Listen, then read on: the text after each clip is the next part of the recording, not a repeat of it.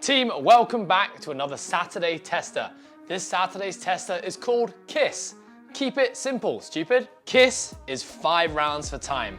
Athletes will move through a row, onto some form of a pull-up, into a barbell front squat. Those on a Gymless program will of course be doing a run instead of a row, moving through a ground to overhead and finishing with hand release push-ups. Make sure you read the rep ranges suggested and pick something that's appropriate based on your ability level and what you have available to you. Okay, so what are we testing here? Well, we look at the time cap of 21 minutes, definitely gonna be an aerobic tester, but then we look at the movements. Of course, you've got the row, cyclical movement, that's gonna challenge predominantly breathing and heart rate, but then your next two movements is where we have a lot of potential for bottlenecking. We have a pull-up. Now that's gonna require muscle endurance with the back and the arms, but also those in perform compete groups, there's gonna be technical component, whether you're completing a gymnastics kit or a butterfly kit. Both will have their different potential limitations. And of course, the front squat, it's not a light load relative to what we tested in the past, so some may be limited or bottlenecked by absolute strength. And if you have absolute strength but you lack capacity, it might be more of an endurance limitation. So how does this fit within our current training cycle? Well, this is the second last week of this current training cycle before we start climbing into our open prep. So what you will see next week is a bit of a deload on our Saturday tester. So really, this is kind of our last chance to push hard here.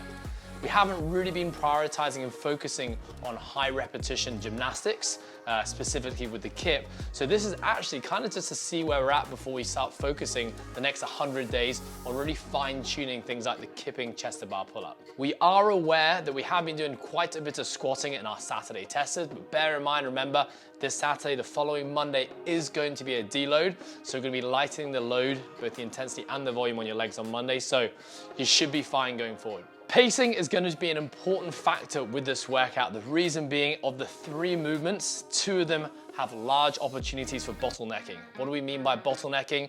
Well, potentially if we go too fast, too hard in the earlier rounds, we're gonna get to the point where we just can't complete any more reps and we just stood there waiting to recover so we could hit the next repetition. We really don't want to allow ourselves to ever get to that point in this workout, unless the only exception being we're in our last round and we're really pushing to try and finish the workout. So from a pacing standpoint, it's about understanding these limiters and adjusting your pace in the workout to ensure that we keep on moving and that we're never forced into rest.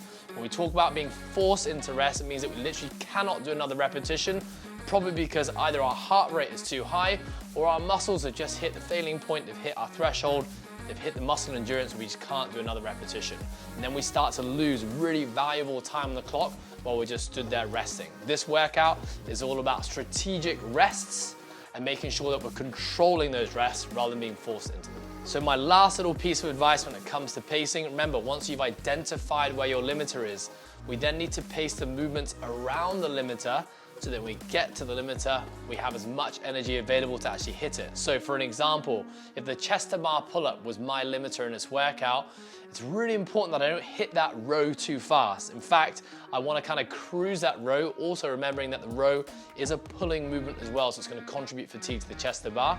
I want to cruise that row so when I get off, not breathing too hard, and I can execute the hardest movement in this workout for me in the most fresh state possible. That's a concept. Now, a lot of people think the other way around. They think, well, my hardest movement is chest to bar, so therefore I need to go faster on the row to give myself more time to complete it.